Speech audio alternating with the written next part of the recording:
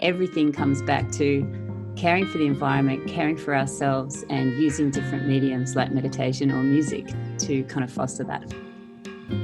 You know, imagine the job that doesn't exist yet and what that would look like for me to create. It's like, imagine the world that doesn't exist yet and what that would look like for us to create. You know, it's exactly the same thing.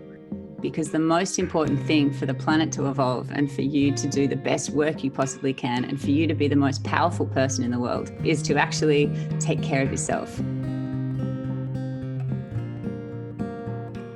Listen, Stokely, where we tried to be involved, to listen and learn for us all to evolve.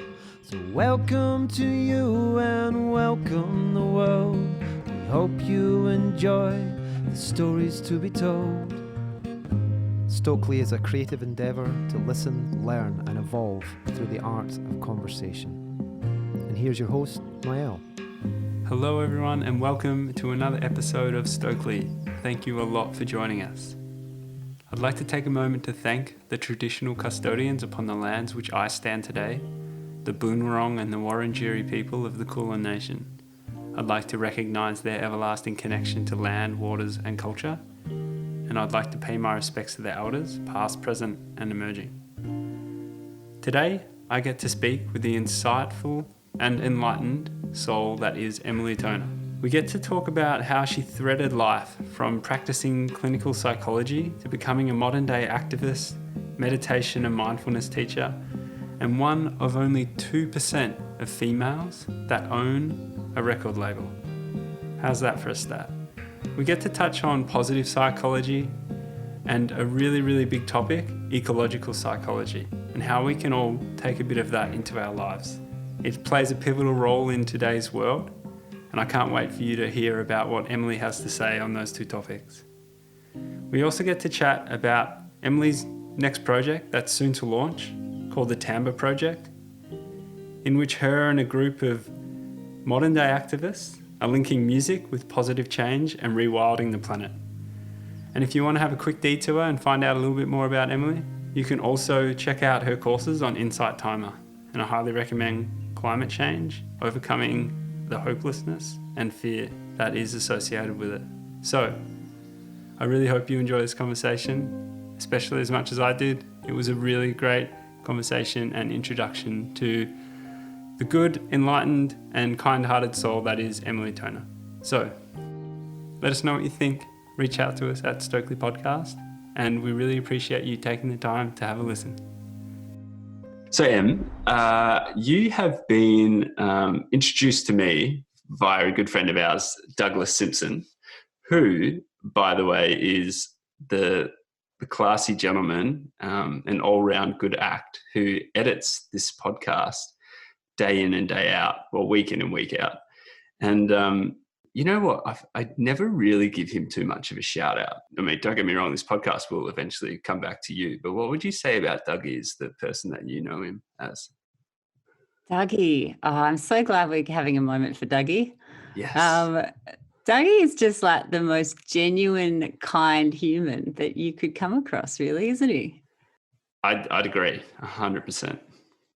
And just everything he puts his skills to, he just absolutely nails. And I think that's the biggest curse, is that he has so many skills and talents that, you know, he pretty much, his photography is outrageous, his film is stunning, and his music and production skills are next level. I mean, is there anything the man can't do?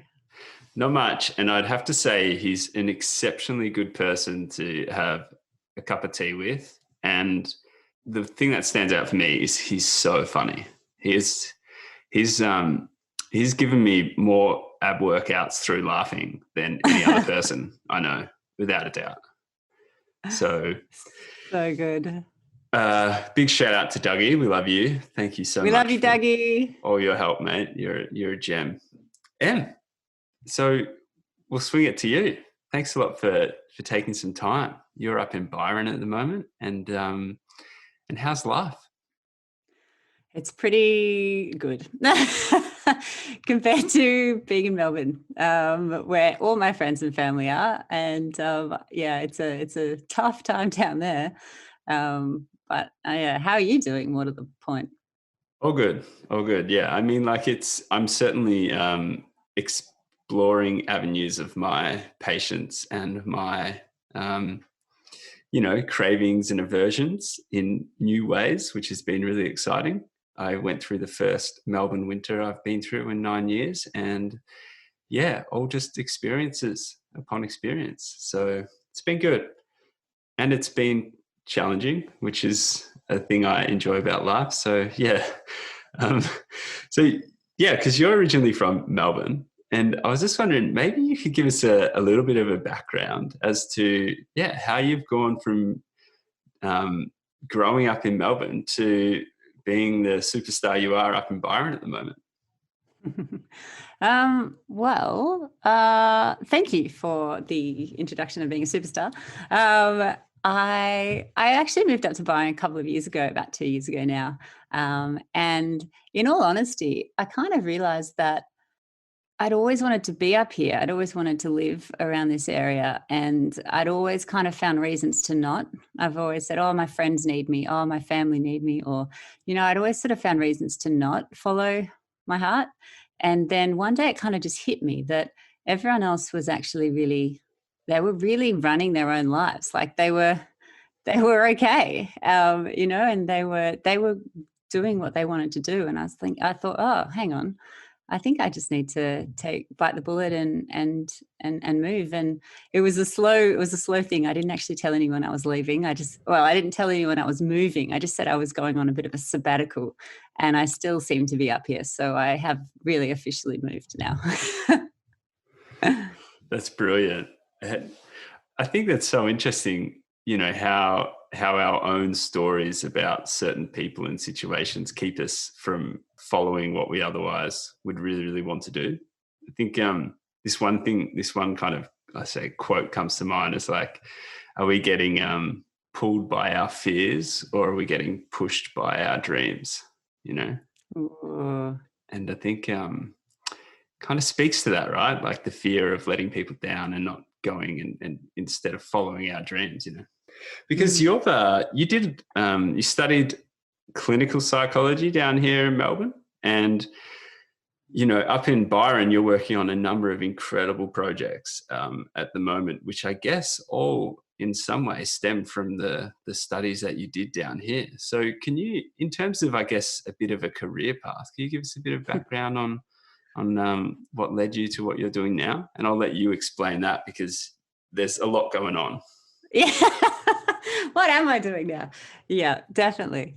I'd love to. I started out doing, I actually started studying behavioural neuroscience, and I didn't really know what I wanted to do, but I always loved music. And I actually, at the end of year 12, I kind of wanted to be an audio engineer. I know, pretty random. But I sort of said, that's ridiculous. That's not a real job. Sorry to all the audio engineers out there. And so I ended up doing an art science degree and all that. And then I ended up moving into psychology and clinical psychology. And I found myself working in a hospital setting down in Melbourne. And I didn't really want to do therapy, but I didn't really know what else to do. And it wasn't until my master's where I started learning about these amazing fields of mindfulness and positive psychology. And positive psychology is not about being positive. It's actually the study of the science of well-being and happiness.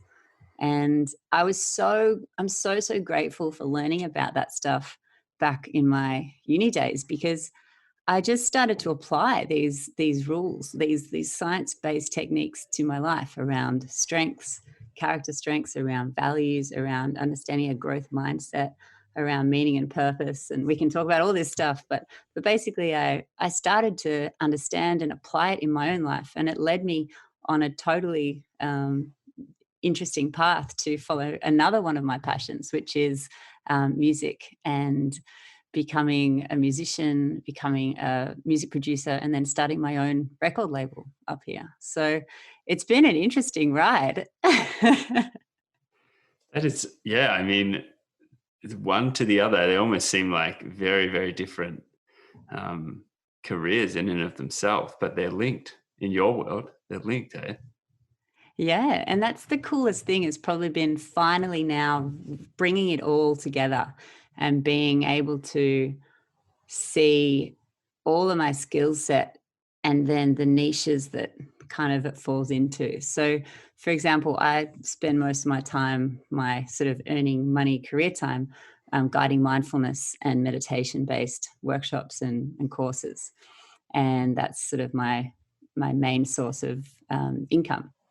And then, you can really apply the theories of mindfulness and well-being to music performance and how you can get the best performance out of a musician as a producer in the room.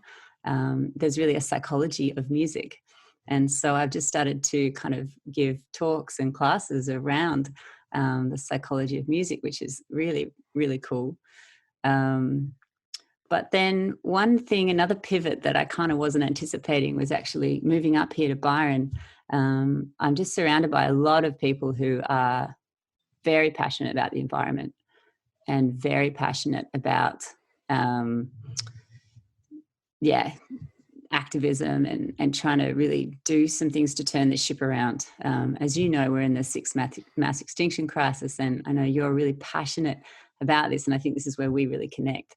And so I was able to use a lot of my knowledge of positive psychology and the science of wellbeing to kind of create courses for activists and for people overwhelmed and depressed by the state of the planet, to try and move them into action.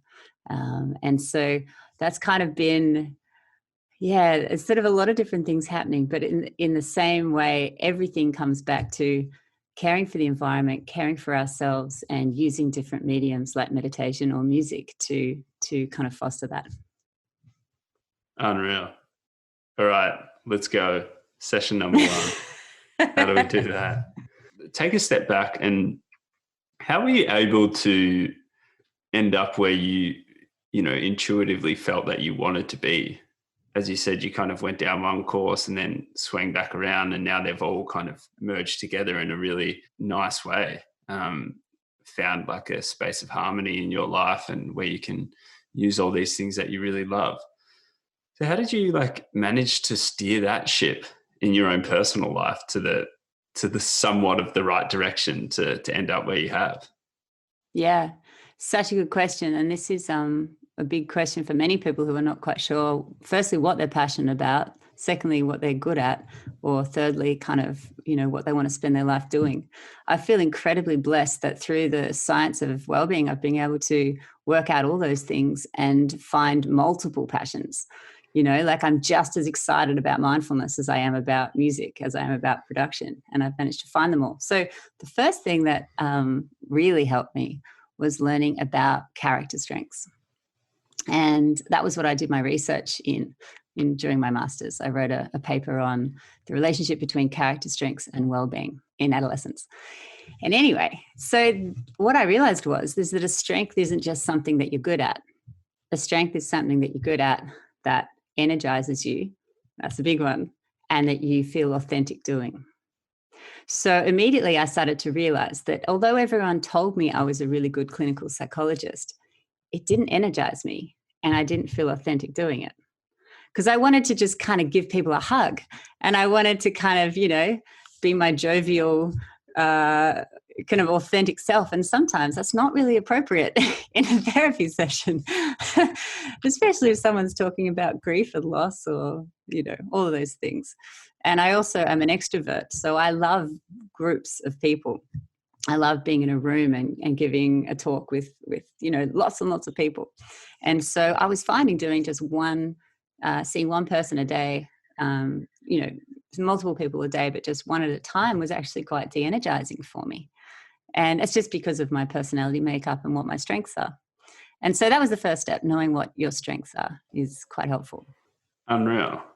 So for you, how do you turn all that knowledge that you acquired through your studies and whatnot, how did you turn that into an effective element in your life? Because I find that the issue today is not being able to have access to this kind of knowledge. It's very much about how do we like the next step? How do we take all these things that we can learn and research and search online and then put it into like make it a part of our lives that actually has somewhat of an impact? I feel like, yeah, I mean, I'm grateful for the conversation, for you to be able to explain all of that.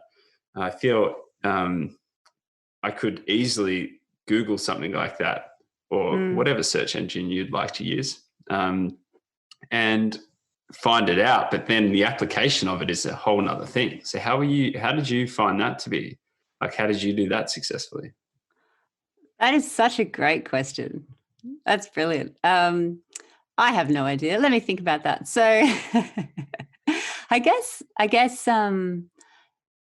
knowing, I guess another concept around growth mindset was quite pivotal in helping me to apply a lot of my knowledge.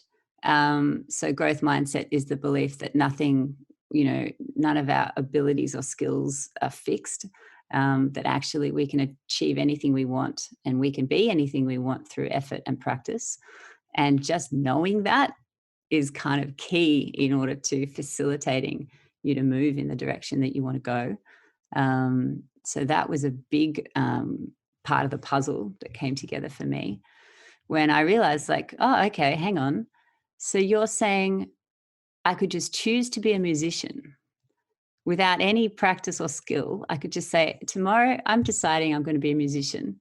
And then I could just dedicate the next 5-10 years to practicing, playing, and I would become a musician. Okay, cool. Well, that feels pretty exciting. Like, how cool is that? I mean, you can just decide whoever you want to be and then just create it through effort and practice. That to me is like one of the most crazy ideas of all time. I think it's so good, right? Because when you can look back 50 years or whatever timeline you want to take, but you could have a look at what jobs are available now. And yeah, if we say 50 years, like those jobs never existed back then with the technological age and all of that. Computer scientists and whatnot probably weren't around, or definitely not in the quantity they are now. And you just think, wow, like if I was to dream as big as I could dream about a job that doesn't exist right now, but I want to be able to do one day, I wonder what I could come up with. And so how do you take those wild ideas, but then feel into that space of like your intuition and be like, hang on, do I really want to do this? Like, is this something that I'm doing out of fear, or doing out of like love, or doing out of my dream? I love it.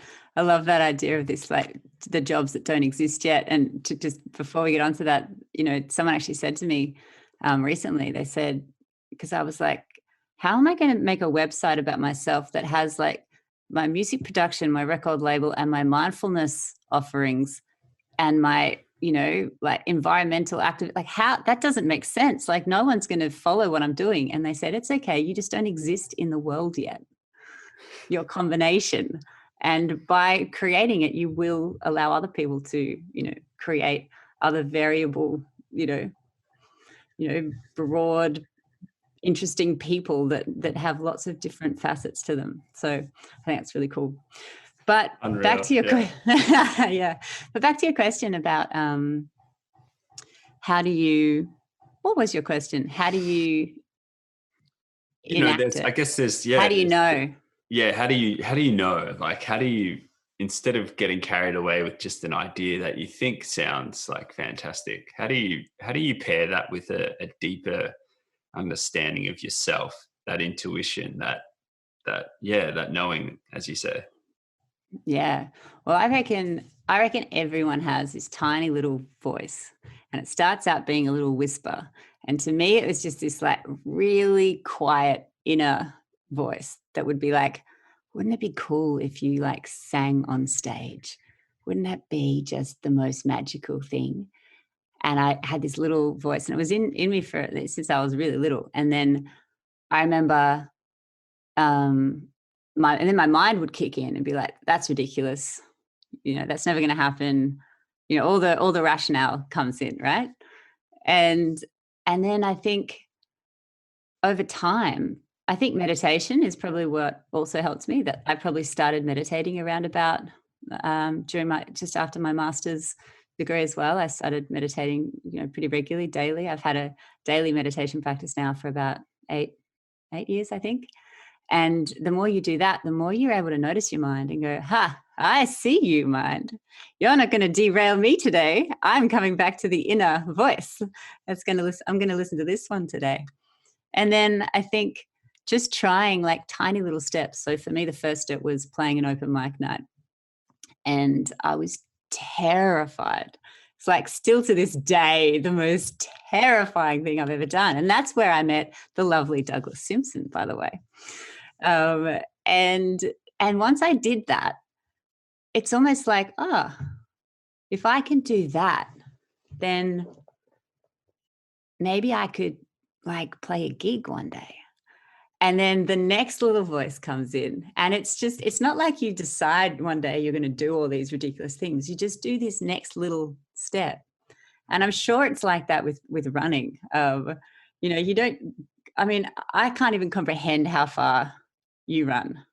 Like, I don't even understand, especially there's mountains involved. Like it blows my mind, but I'm sure when you first started running, you didn't decide you were, I don't know, please enlighten me, but I'm sure initially you're just it's smaller goals. Absolutely. Yeah, definitely. Yeah. And so for me then, a year after I played my first open mic night, someone asked me, the same venue asked me if I wanted to play a gig, and they said they'd pay me. And I was like, what? And then, I was like, yes, I'll pay you to play at this venue. And they're like, that's not how it works. So and then it's so funny. And then a friend of mine who I really respect looked at me and he said, and he was a touring musician, and he looked at me one day and he said, oh, you're now at a professional level. And I didn't feel it at all. I felt so bad still. But having someone say that, just give you a little bit of like a yardstick, was such a wonderful a thing for me. And then it just keeps continuing. And that little voice that says, oh, maybe I could do this, it stops getting silenced by the mind, because you start to do it. And then you feel so good doing it that you realize that voice is actually everything. That's your intuition. And that's, that's the pot of gold. Wow. So, I've got so many questions about that. It's such an area of interest for me, and I don't really know like which one to ask right now. But when you're going through the formalities of studying about clinical psychology, do these kind of conversations pop up? I mean, like you say, these are like pots of gold that only we can really create as an individual to understand like what really is going to drive us and give us, as you say, the energy and we feel passionate about and we're good at. Do these like conversations come up in these kind of courses? And is the world of psychology like trying to get people to this space, or are they trying to like educate people in other ways where the mind gets more stronger and forces you into a space of like not growth and not expansion in any way you dream up? Yeah, I really, everything I know, I learned through my studies and through my own reading, I guess, after that. And especially the field of positive psychology, I think is incredibly powerful. It looks at, sometimes clinical psychology can get a bad rap because it often is focused on what's wrong with people. But the field of positive psychology is looking at what is right with people and how to really amplify that. And I love that. I think that's really, really, really helpful.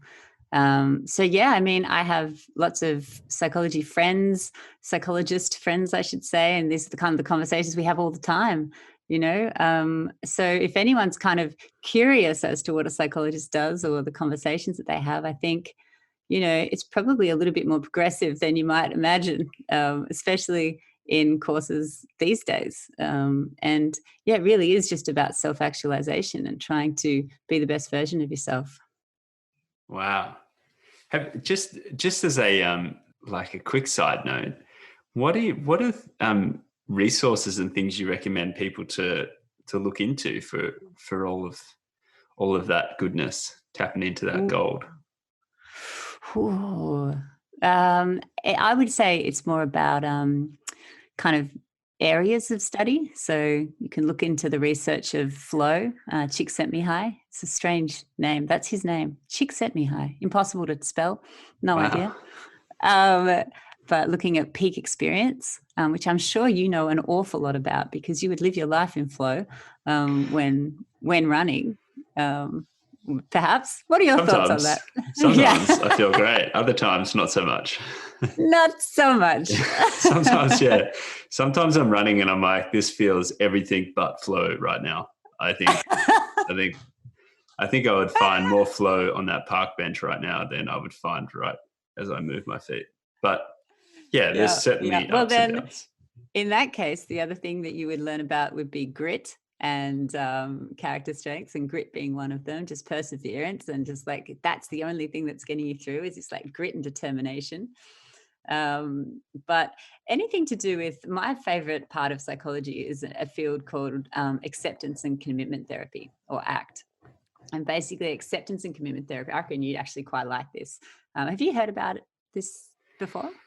Not like in the acronym of ACT, no. Okay, cool. Yeah, enlighten me. So ACT is super cool because it stands for three things. One is the study of mindfulness, so noticing your mind, because your mind controls everything we do. We have, 80,000 thoughts. I don't know who came up with that stat. Everyone's quoting it. 80,000. Let's say we have 80,000 thoughts a day. We have a lot of thoughts a day, and our mind is dictating to us what our actions are going to be. And most of the time, our mind is incredibly unhelpful. Think of all the thoughts that you've had and all the times you've taken those thoughts to be facts when they have been incorrect. So mindfulness is really powerful. It helps us to notice our mind and actually be able to diffuse or detach from our mind and be able to see our thoughts clearly for what they are, which is just thoughts, may or may not be accurate, may or may not be helpful in any given moment. So that's the first part of ACT.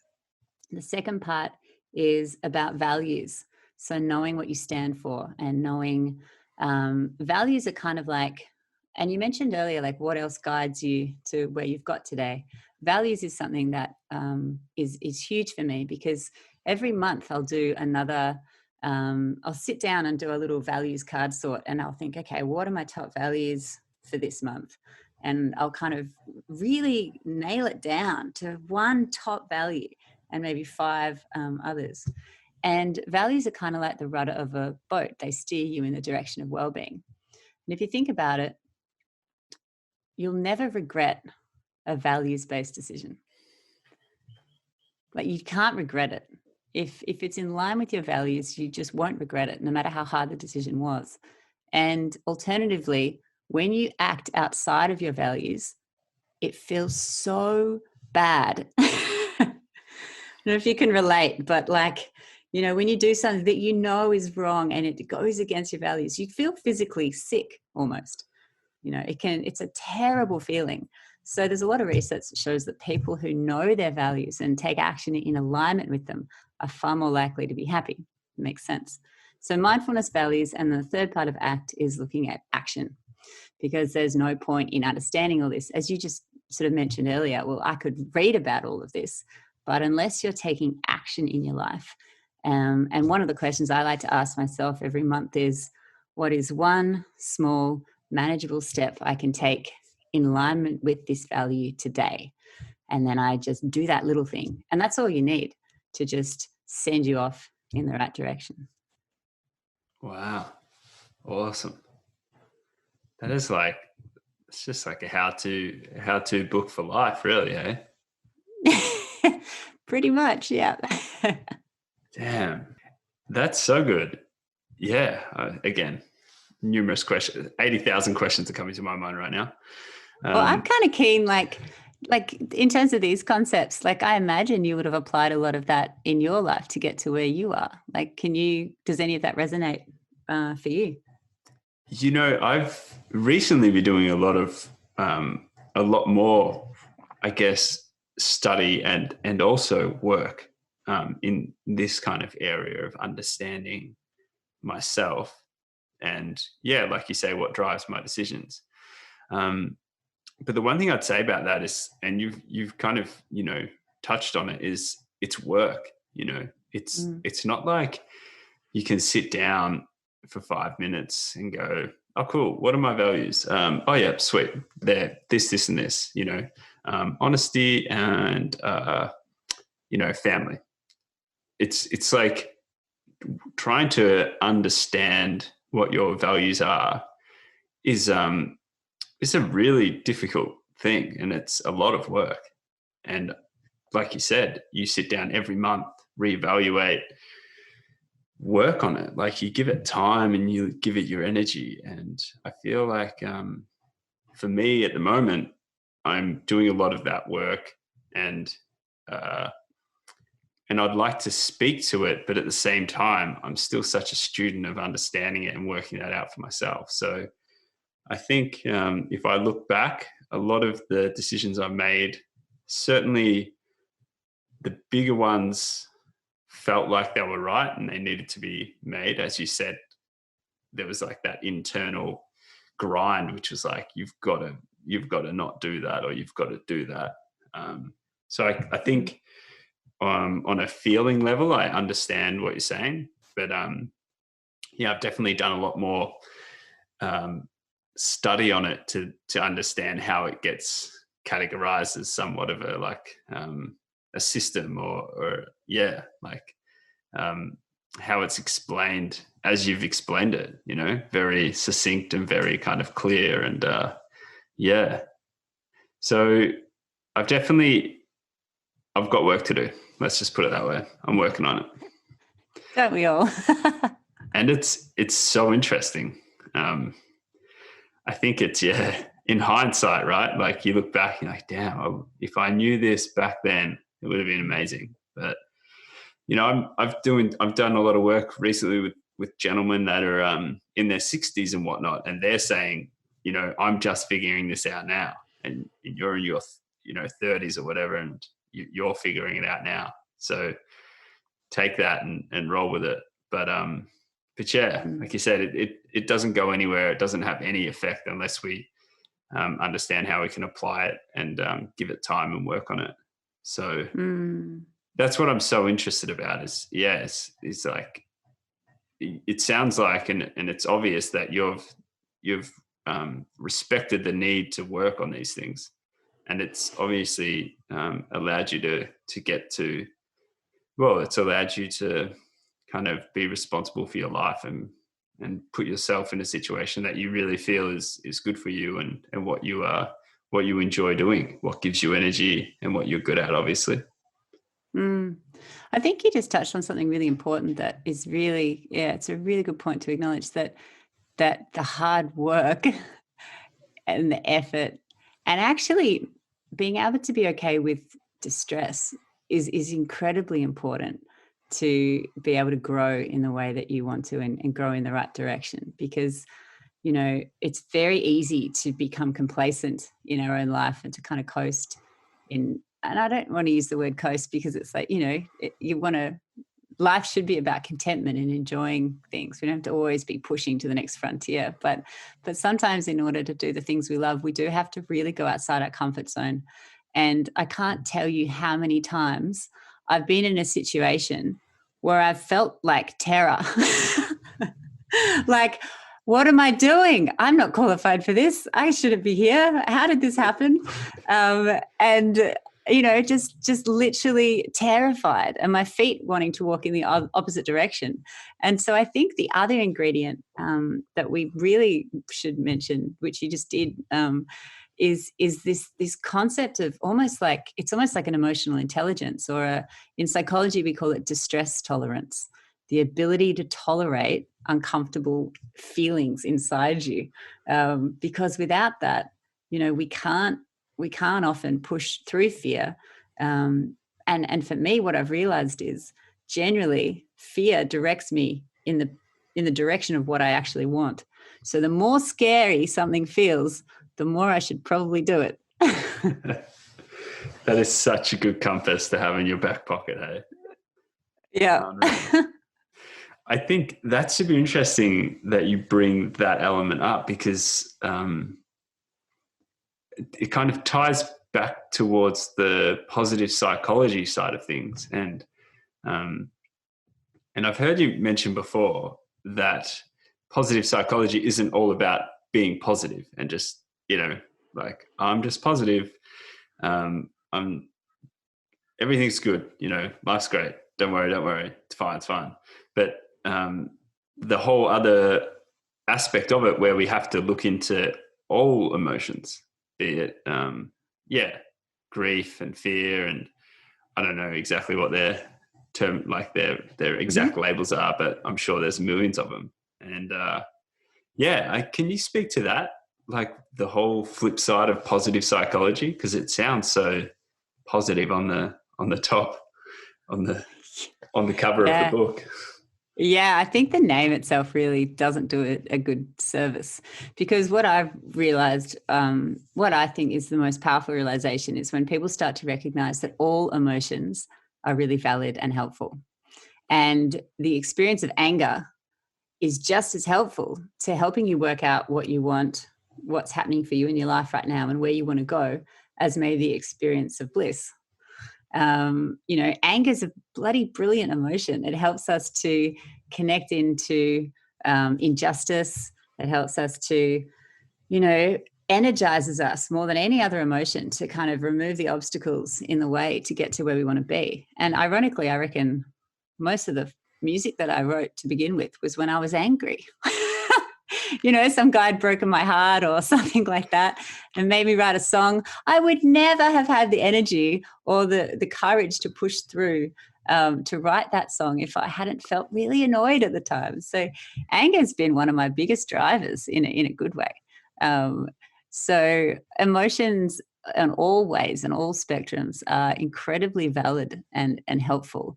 And even fear is incredibly helpful in helping us understand what we want to work on, or what we want to change in the world. Yeah, wow. Yeah, again, if we were to be honest with ourselves and look into those spaces of our psyche, we would uncover some gold, that is for sure. So positive psychology. Now I want to flip a little bit, because you have spoken a lot about ecological psychology. And when I first heard this term, I was like, what is this? And I've read a few things that you've put out there, and it is just like blown my mind, because I'm like, this is, like you mentioned before, we are in a time right now that is really, really pivotal in how we all move forward as the human race, and being able to respect our environment and understand that we are part of that, and the need to just like steer the ship away, as you said before, like put it in a different direction. Anyway, I could go on forever about that, but ecological psychology and your just knowledge of it is something I would love to hear a little bit more about. Amazing. This is my favorite thing to talk about. So I'm so glad. I just think this is the most important thing. I think this is the only thing we should be talking about, really, all day long. Absolutely. Yeah. So ecological psychology. Could you just edit the whole podcast? The start of it. We're starting again the rest. Now. Action. And go. So nice to meet you. So the field of ecological psychology is something I stumbled into by using my knowledge of positive psychology and actually running workshops for activists and for people who are pretty burnt out in the kind of northern rivers up here. And interestingly enough, so ecological psychology is really just the study of trying to, I guess it's behavioural change to try and help people act for the planet, for the earth. How can we move people into action to preserve and protect our planet. And the cool thing is that, I honestly believe that the environmental crisis is not a crisis of technology, or it's not a crisis of finances. It's a crisis of human behavior.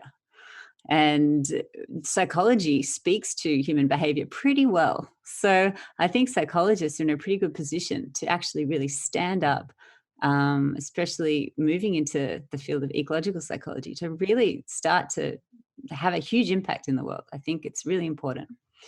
And so what I started to do, really coming back to that concept around emotion, I started to realize that all these people that were working in the activist space, most of them were completely burnt out.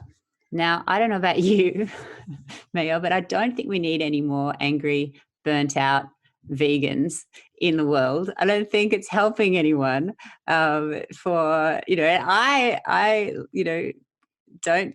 plant-based human, but I know that burnout, that anger, that kind of, that doesn't help move us into where we want to go, where we need to go.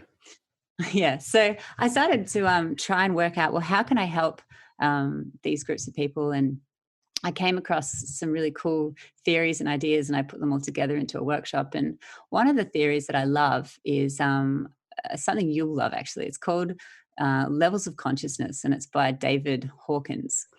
And basically, have you heard about this?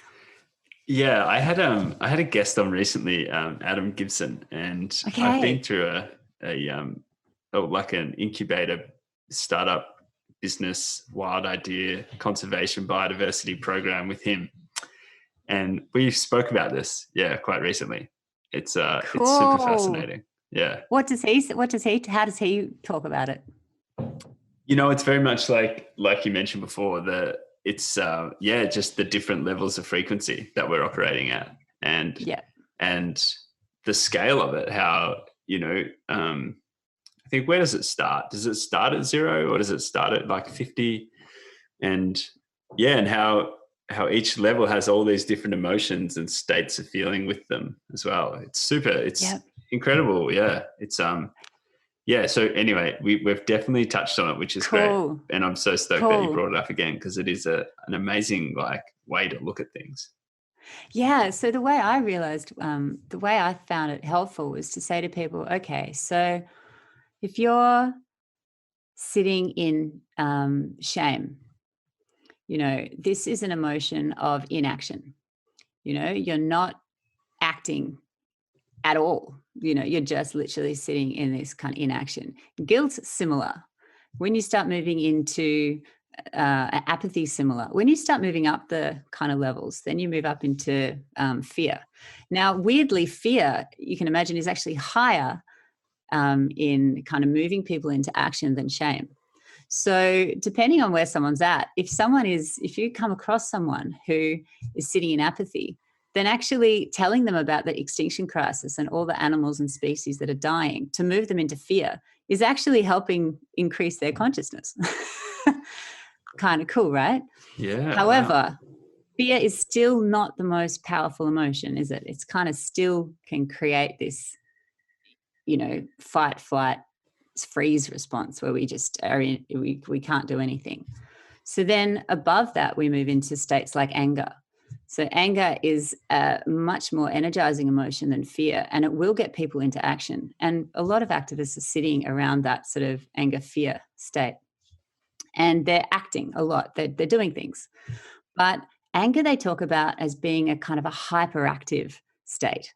So you are doing things, but you're just not being as effective as you could. You're expending an awful lot of energy through what you're doing. And so then ideally what we want to do is be starting to move ourselves up higher into emotions like courage and even neutrality. Being neutral about things is actually more conscious than being angry or fearful, which is kind of weird, isn't it? Yeah, no, it's, I'm loving this. Yeah, cool.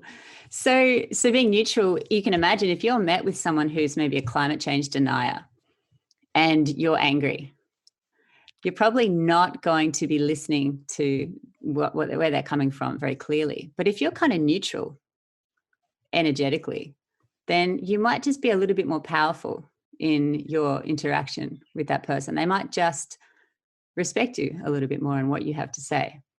And then we keep moving up the consciousness levels up into acceptance.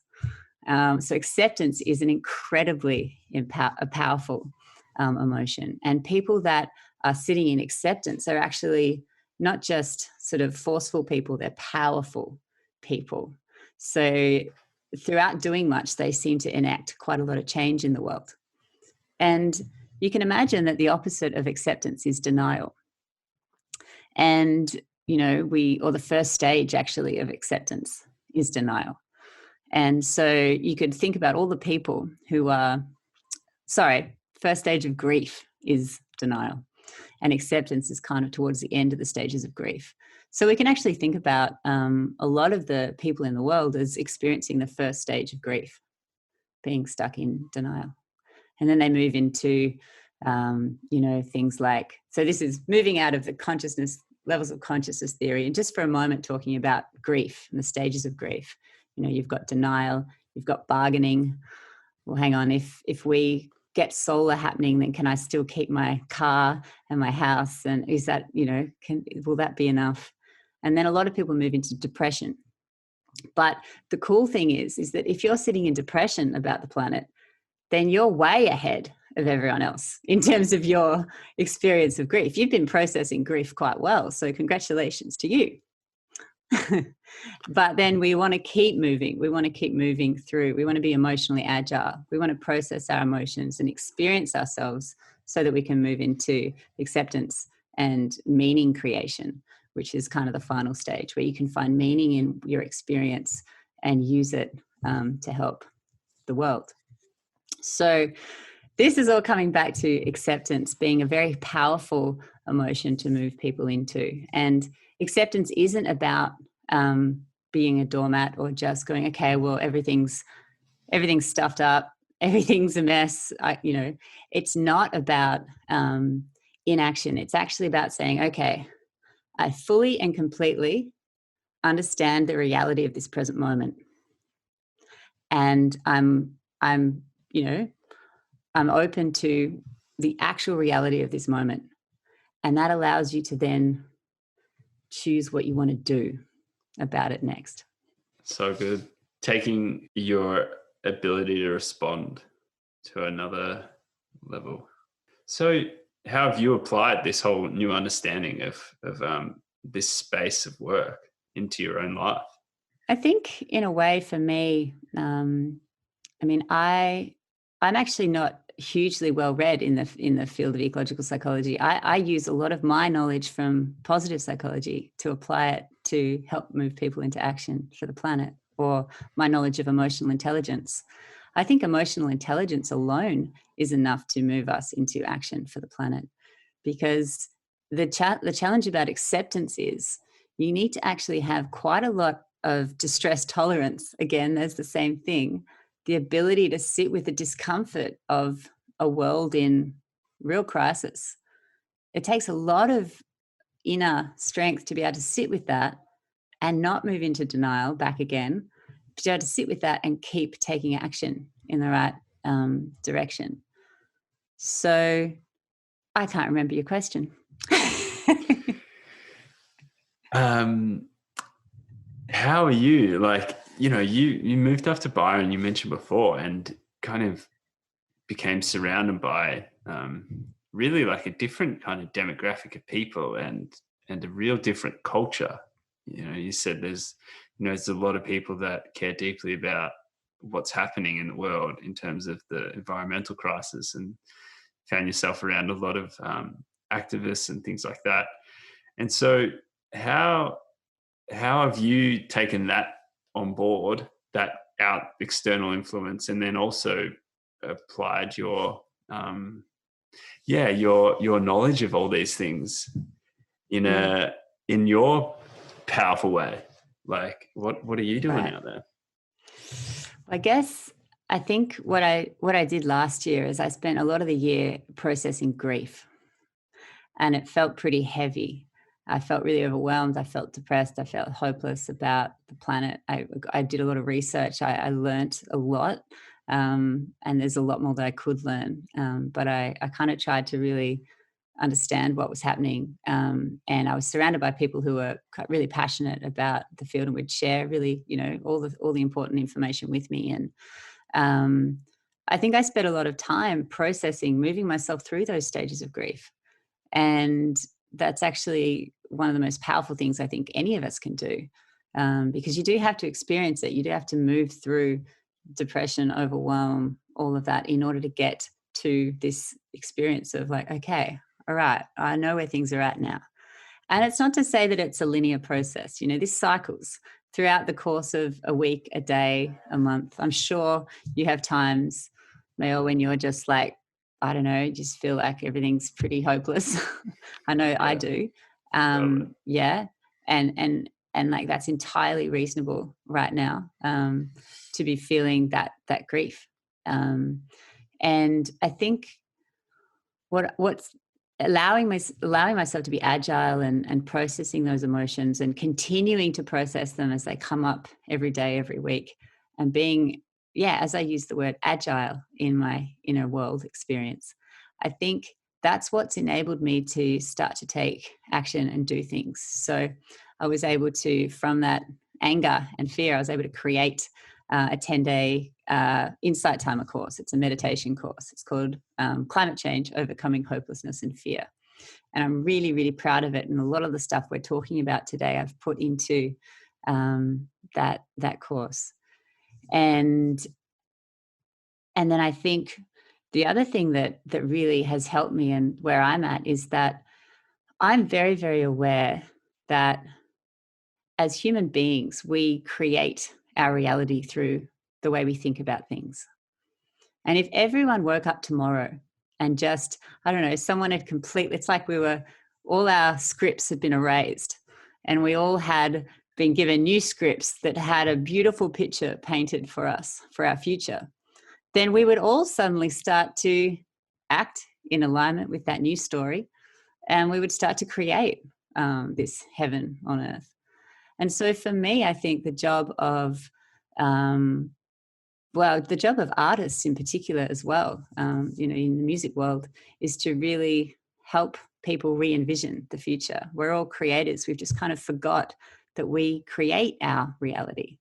I think our grandparents before then, they actually were creating things with their hands.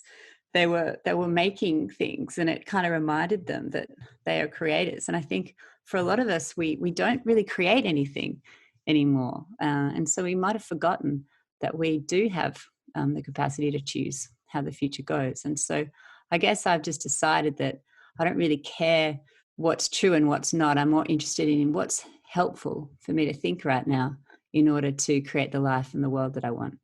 Beautiful. Wow, that's such a good lens to look through every morning when you wake up. It has its own like level of I guess empowerment when you start to view the world through that lens. It's so incredible. Thanks for sharing that. It almost makes me feel a lot more like shit. There's definitely some possibility out there. And there is, don't get me wrong. I'm very much of the opinion that, we've certainly put a lot of things into this world that have not been friendly to the environment, but we also have the power to use what we know now. And like you said, it's not a technological thing. It's not a financial thing. It's just ourselves and our minds that are holding us back or putting us into the situation we're in right now. Yeah, exactly.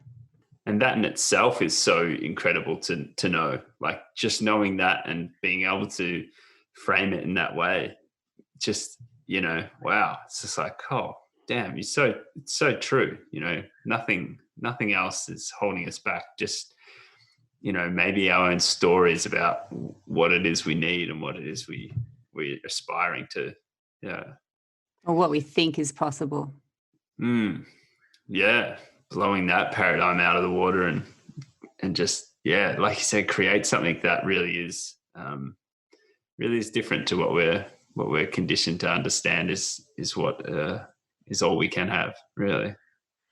And so, it's funny, as you were talking then, it reminded me of you saying, imagine the job that doesn't exist yet and what that would look like for me to create. It's like, imagine the world that doesn't exist yet and what that would look like for us to create. It's exactly the same thing. Yeah. And I think the movie and doco 2040 that Damien Gameau put out is just a perfect little example of that. It's like, this is what currently exists. This is what it could be. There's your head start on your creative project. Go and get on with it. Exactly. It's such a great film. Damon's a legend. Yeah. And I can't help but think now, like, he probably knows all of this, and this is how it came about. He's like, well, actually, it's all about humans and their understanding of what's possible. And so how do we, he's probably done all this research. Have you spoken to him? He probably knows you. You guys are probably. I have met Damon. He's come to one of my meditations actually, in Byron, which was cool. He is a legend, and I think the tagline for 2040 is "Be part of the solution." So it's like, we can choose to focus on the problem. There is a really big problem, but we could also just choose to be part of the solution instead. Yeah. Yeah. And get on and do something about it, because at the end of the day, in the blink of an eye, we're going to be gone. And, and it's not really going to be something we can deal with in 70 years time when we're dust, why don't we do something about it now? Yeah, and do something about it, but not at the expense of your own well-being, because the most important thing for the planet to evolve and for you to do the best work you possibly can and for you to be the most powerful person in the world is to actually take care of yourself and allow yourself to be in those higher states of consciousness, doing all the self-care things that you need. Maybe it's limiting media, social media, doing whatever you need to not being in denial, not avoiding and hiding away, but actually really taking care of yourself like it's the most important thing that matters, because it actually is. Because the higher you are sitting in, those emotions above acceptance move into love and joy and peace. And people who are sitting up in those frequencies, they literally have incredible impact in the world, and through not even really that much effort. And I really think that if we can move ourselves out of this fear and anger cycle that we're in on both the left and the right side of politics, it's the same thing. It's just fear and anger from different angles. We all just need to really recognize that the most important thing we can do for the planet is take care of ourselves first and foremost. And then amazing kind of projects will spark and things will happen out of joy and out of goodness. And they'll have far more impact, I believe. I find it so interesting that you bring up, thanks, that's so important to put out there. It's so true, right? How can we, it's almost like, how can we love others until we fully understand how to love ourselves and be accepting of ourselves, I feel like that whole concept of, in relationships, people aggravate you and really can really frustrate you in many ways. And but essentially, at the end of the day, it's really just a mirror of yourself, and you're not frustrated at them, but more likely you're just frustrated of an element of yourself that is being projected back at you. Anyway, I'm sure that's a whole nother rabbit hole we could go down. But yeah, I was just going to say, you've got to be able to be fully acceptance of who you are before you can also be able to have the ability to do that with everyone else. And I guess that falls into line with looking after yourself, so you can have the ability to look after everything else that's in your close proximity and your environment. Yeah, so true. But in this world, that's a radical act, a courageously radical act to take care of yourself when fear and anger is telling you we don't have time to take care of ourselves. We must, do all this stuff. But my message is that actually, if you focus on this radical act of self-compassion, then you will have so much more impact in the world in whatever you choose to do if it's coming from a different place. We should just end it there. But I've got some more questions, so we can't. But that is awesome. Like I really resonate with that, and thanks a lot again for sharing that, because that is very, very powerful and also simple, isn't it? Yeah. In many ways, it's very simple.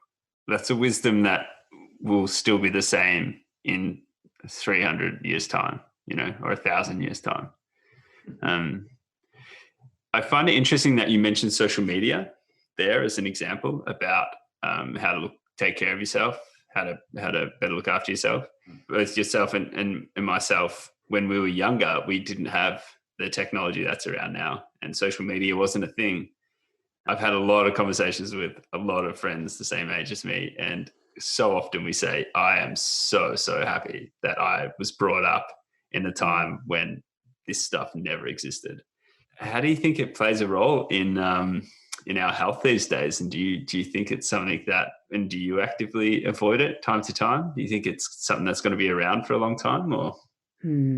Technology is an interesting one. Yeah, I love it. There's a lot of research around, they have sort of psychologists working at places like Google and working online to help people become addicted to their programs. And so things like, and that sounds a bit far-fetched, but what I mean by that is that have you ever had that feeling when you like look at your phone and you kind of check it like compulsively without really checking anything? Have you ever experienced that? Totally, yeah. Where you pick it up and you're like, I don't really know what I'm doing, but I'm going to check like all my apps. I'm going to check like Instagram. I'm going to check Facebook. And you're just waiting to see if something's happened. Yeah. This happens to me. And when I notice I'm these checking behaviors coming up quite a lot, I realize like, oh, hang on. This is not good, Em. So what's actually happening is that the hallmark of addiction is something we call intermittent positive reinforcement. Have you heard about, has anyone talked to you about this kind of idea before with social media? I mean, I've definitely looked into this and am pretty aware of it. And that's why I find it disheartening, and I also find it incredibly interesting. Yeah. I find it's a tough one, right? Because so we know that with intermittent positive reinforcement, it means that you've basically got a poker machine in your pocket. So every time you look at your phone, you might check it. Oh, you don't have anything. There's nothing there. There's nothing there. And then suddenly you've got a like or a comment or something. And that's the intermittent positive reinforcement. So it's not all the time, but it's occasionally, and it comes up. And that creates this surge of dopamine to your brain. And that is what continues this compulsive checking behavior. And this is what the cycle of addiction is. And so we are kind of gambling with our phones in a way. And it's not a great feeling to be stuck in. And I definitely, I've had to I struggle with this. I really do, because all my businesses, I use Facebook quite a lot for my meditation platform. I go live every morning on Facebook at 8:30, and then I have, lots of people commenting on those posts and lots of messages. And, I can't not have Facebook because it's actually part of my business. My record label uses Instagram. I've got, all these different. So I find it hard. And what I've realized is that that's one of the reasons why I live up here. It's why I moved to move closer to nature, because when you're in nature, it's the one thing I find, and you might notice this as well when you're running, but it's the one thing that overrides that urge to use technology. Like when you're in nature, you don't want to look at your phone. You don't give a shit about your phone. You just want to be in nature. Kind of brings you back to yourself. So for me, I do little things like trying to, turn my phone off after 8:30 and not look at it until 8 a.m. But really, like, it's hard. And I think the main thing that helps me is immersing myself as much as possible in nature. Awesome. I couldn't agree more. Absolutely. When I read that stat, and I read it quite a while ago, it'd be years ago now, that they mirrored social media a lot off kind of that anticipation that you get through playing poker machines and gambling and things like that. I read that and I was like, that is FUCKED. Like, Yeah. that is not good. That is It's like, not good. yeah. And something like when you refresh, your phone could actually refresh a lot quicker than it does, but it lets you wait a little bit. And that little waiting bit is like the poker machine rattling around. Goodness. Oh my God. And then ding, and you're like, oh, positive dopamine hit coming at your kids and parents and adults and old people. It's and even web pages, they used to end. Most pages you'd scroll to the bottom and it would stop, and now it doesn't stop. Facebook has a continuous feed that never ever ever ever ever ends. There's reasons behind all they're doing this stuff. It's they could make such better decisions. And I also heard recently that at any one time, Facebook is operating like 10,000 different versions of Facebook. So the Facebook that you see and the Facebook that you're working on is a certain version of Facebook. And then there's, in different countries and different locations in different countries, they're trialing new ways to operate Facebook at the same time that you're using Facebook. It's just read through your IP or wherever you are in terms of a location.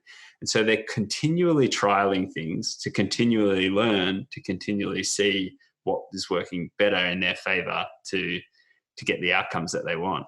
And it's just a big game for them. It's just like, we're just playing, like we're just using all these people to just suss it out. But as you say, it's difficult because you've got a business that is trying to do something very positive in the world that relies upon that.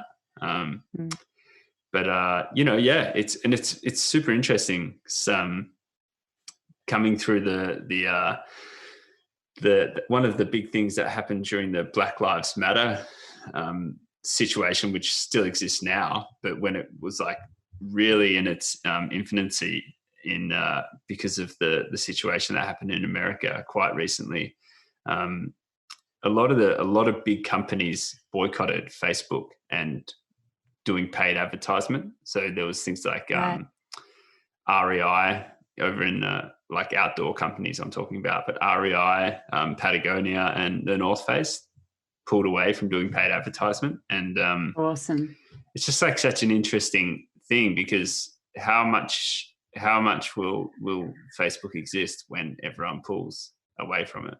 And I feel like it only has power because we give it power, because we give it our attention, and then our attention leads to the exchange of money and whatnot. So that feels kind of inspiring for me, actually, that reminder that we are as consumers, we have so much, I know it's a really tough one, but you're right. And I don't think I don't think technology is the answer to solving all our problems. I really don't. I think that the more we can come together in community and local problems, local solutions for local problems is kind of this tagline for a really brilliant speaker, Helena Norberg-Hodge. I don't know if you've heard of her, but she talks a lot about localization being the answer. And that's why Byron Bay, I think we've done so well during this crisis, because we are a little community. There's a lot of people that grow their own food off the land. We are all pretty self-sufficient up here. And so we've really managed to just kind of come together as this local community during quite a challenging time, and really support each other. And I think that's the answer moving forward. It's more connection.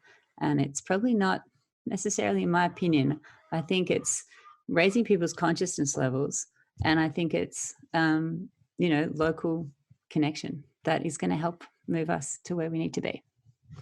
Yeah, absolutely. I was gifted. I was lent one of the Dumbo Feather magazines quite recently, and it speaks a lot to localization, and it's incredible power to allow people, individuals as well as communities, to become independent of the system that currently exists in many ways.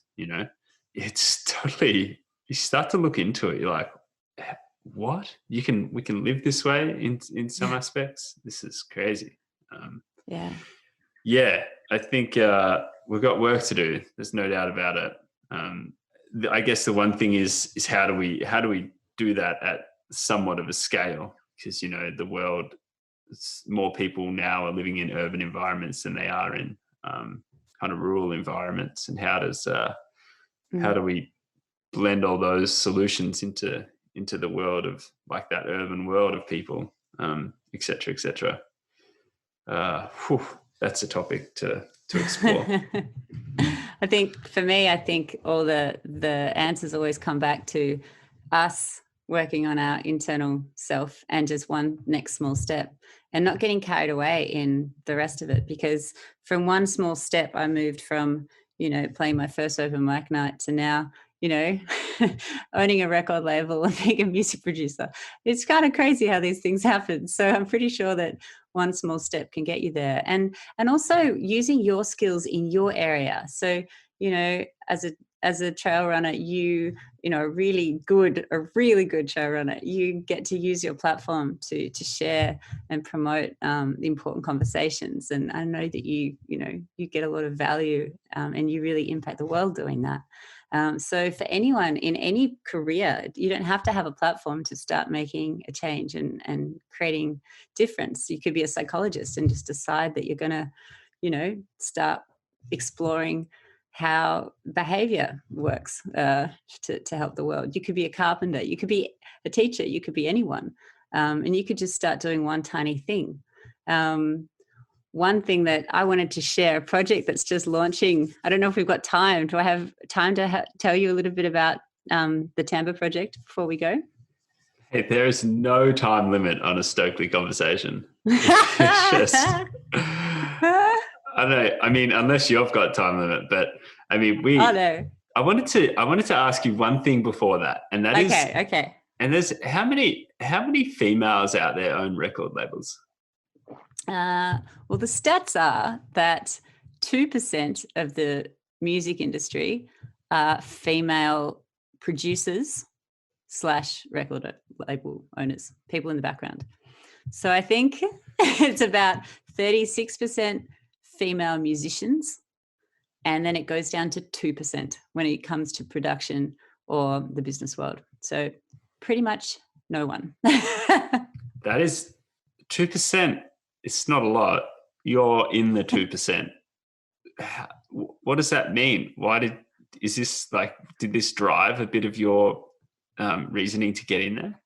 Yeah, it really did, actually. I was looking at kind of being a musician, and I thought, okay, well, I don't really know how to set up my live sound. How am I going to play this gig that I've been asked to do? I don't know anything about a mixing console, which you can actually see in the background of my Zoom here. It's got a lot of buttons. Looks good. And so what I looked around, and I realized that most of the female musicians I knew would get their boyfriend to set up their sound.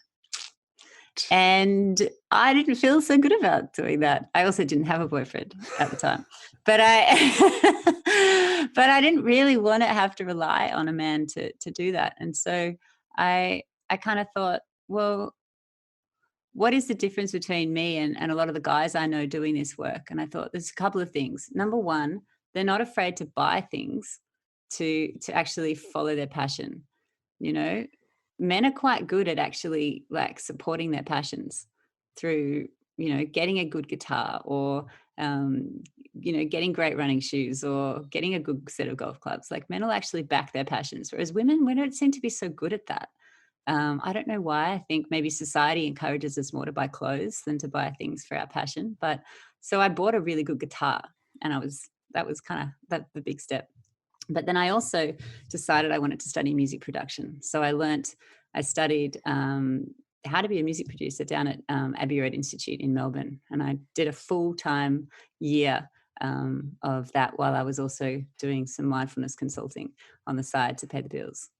And there were a few women in that course, but not very many. And yeah, it really, when at the end of that course, I remember sitting on an airplane and I was coming back to Melbourne.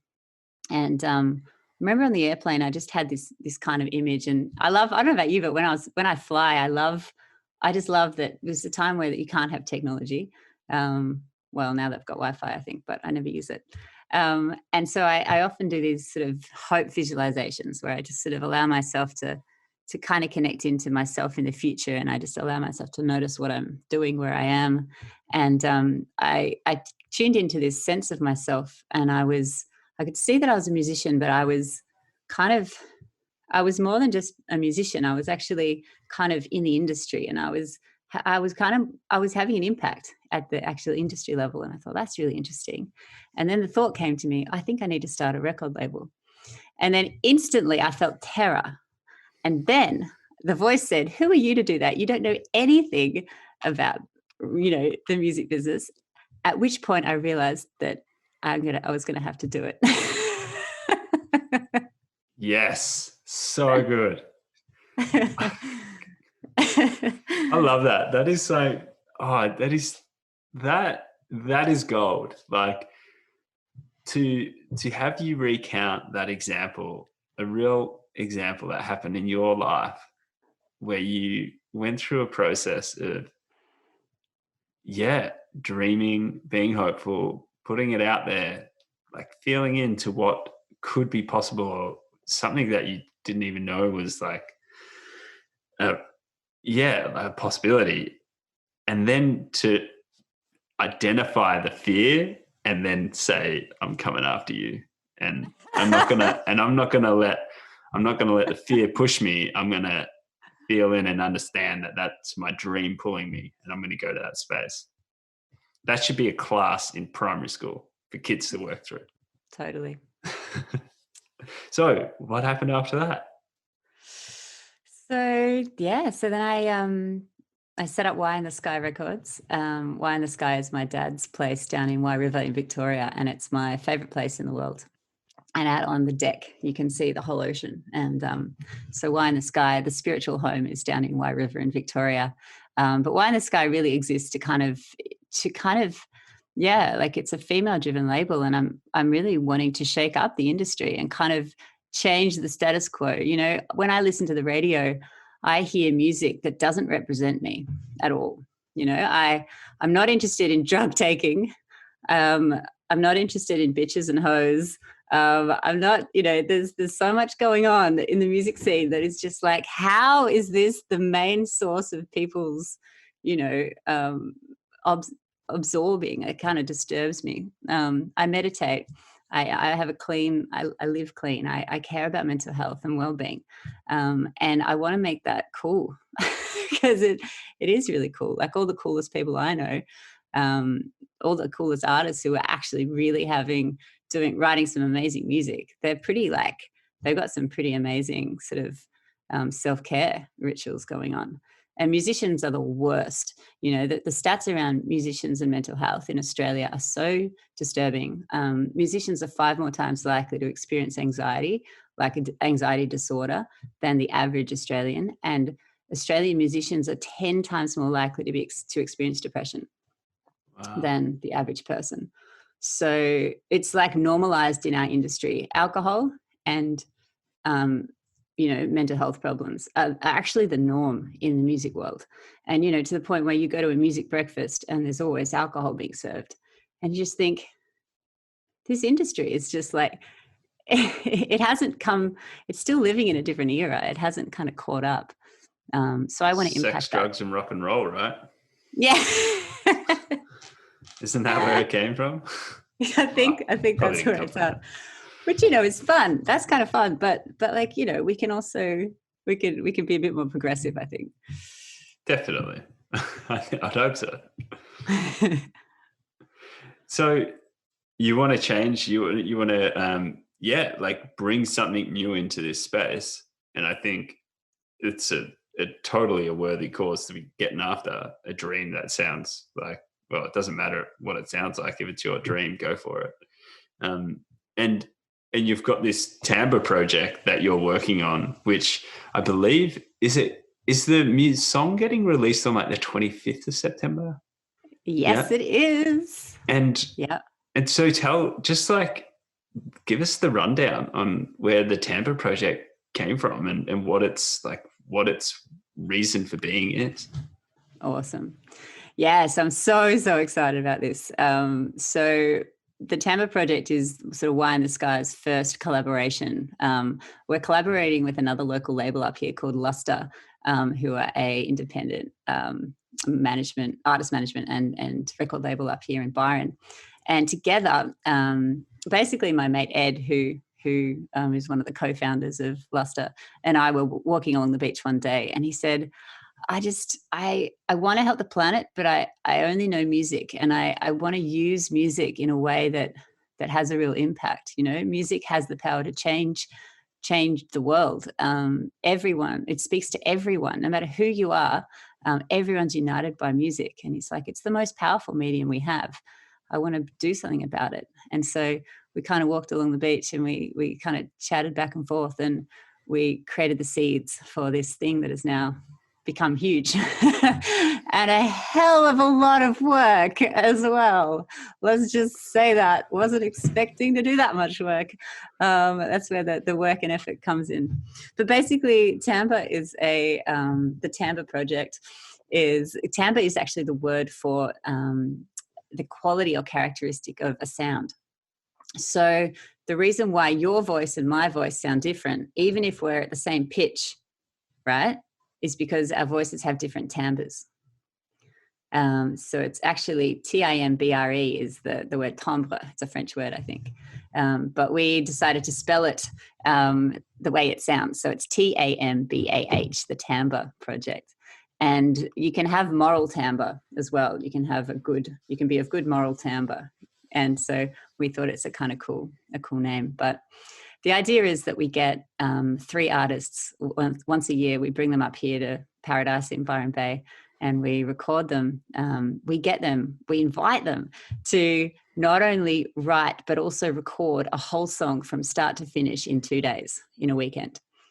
And we give them a bit of a brief. And the brief we gave them this year was, it was just as COVID was happening, you know, the world was, we literally got the last weekend available before we all went into complete lockdown.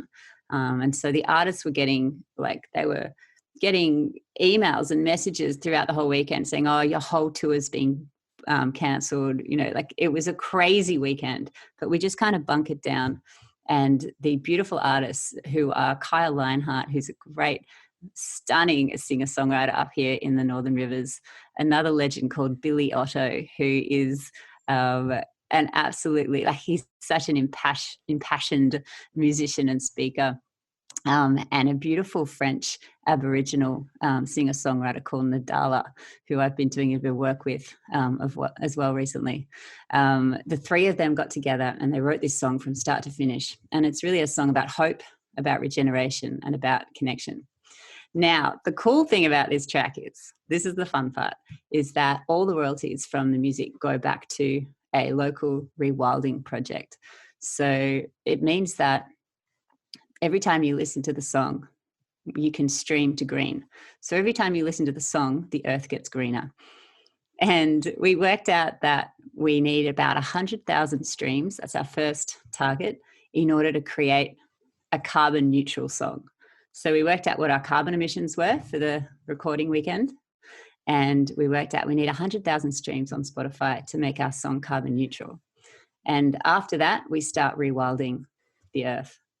So we just wanted to show that it's possible to be creative and to start looking at ways that industries that maybe have never thought about being carbon neutral or being ethical in their production could work. You know, we've got ethical fashion. Why can't we have ethical music being the new norm? Why can't carbon neutral music be a standard that we become to expect of the industry? And so that's what the Tampa project is all about. So good. Oh, thank you for doing all the work. That's going to be a great injection into the music industry, and let's hope that it catches on, which it kind of has to. I mean, how can that not? you look at ethical fashion, as you say, and all these other industries that are now getting into this space, it's just like a no-brainer, to be honest. How does it work? Like you say, royalties go back into rewilding the planet. How does that work? Does every time that a song get played, you guys get paid, and then the profits from that go into the rewilding project?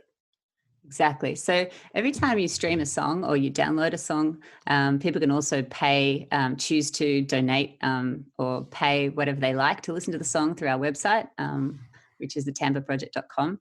And every time, the song generates income, it goes through to the record label. That's kind of the purpose of having a label. And then our commitment is that all of those royalties will go to Wild Ark, who are an amazing nonprofit who basically, have you heard about Wild Ark? They're doing phenomenal things. I haven't, no. I mean, other than reading about it on your website, but I haven't looked into it.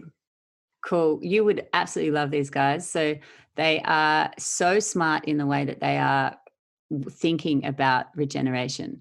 So basically they've identified, there's an amazing report that identifies, I think it's like, I'm going to get this wrong, but it's around like maybe 90 key sites around the world that I think it's like 50 key sites around the world that if you just preserve those sites, account for like 80 to 90% of our whole ecosystems on the planet.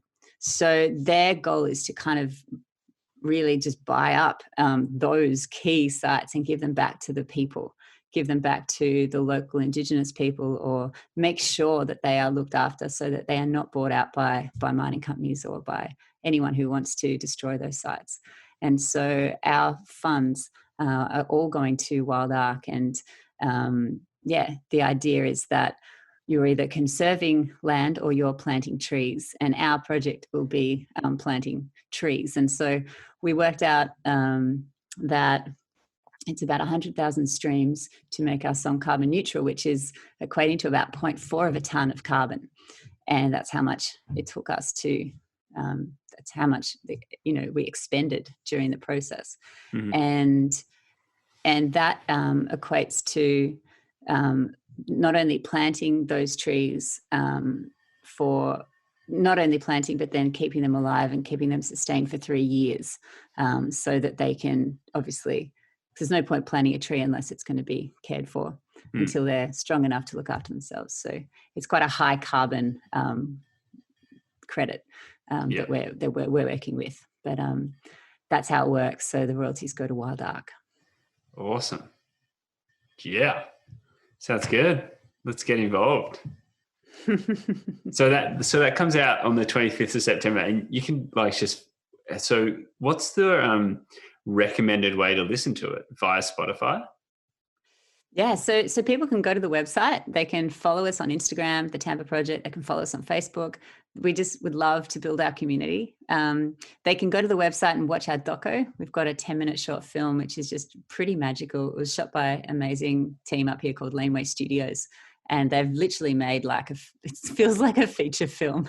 It was part of the reason why we kind of went to town on the project, because they did such a nice film that we were like, oh my God, we're going to have to make this into like a thing now. Like, this is so good.